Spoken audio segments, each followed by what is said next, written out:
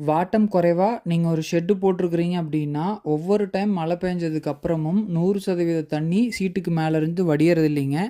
குறைஞ்சபட்சம் 20 to 25% தண்ணி வந்து மேலேயே தேங்கிக்குதுங்க. மழை தண்ணி சீட்டுக்கு மேற்பகுதியில தேங்குறதுனால ஒரு 4, 5 வருஷத்துல சீட்டோட மேற்பகுதியிலும், அடிப்பகுதியிலும் கருப்பு கலர்ல டாட் டாட்டா வந்து ஒரு பாசம் புடிச்ச மாரி ஆயிடுதுங்க. ஒரு 7, 8 வருஷத்துல இந்த பாசம் எங்கெங்கெல்லாம் புடிச்சிருக்குதோ அந்த இடத்துல எல்லாம் சீட்டு துருவேற ஆரம்பிக்குங்க. அந்த துருவேறினதுக்கு அப்புறம் ஹோல்ஸ் விழ ஆரம்பிக்கும் அதே இடத்துல. அதுக்கப்புறம் நாளடைவுல வந்து சீட் எங்கெங்கெல்லாம் ஹோல்ஸ் இருக்குதோ அந்த இடத்துல எல்லாமே சீட்டு பொரிஞ்சு கீழே விழ ஆரம்பிச்சிருங்க. சீட்டோட லைஃப் பார்த்தீங்கன்னா ஒரு 7, 8 வருஷத்துலேயே ஃபுல்லாக டேமேஜ் ஆகிற அளவுக்கு ஆகிடும்.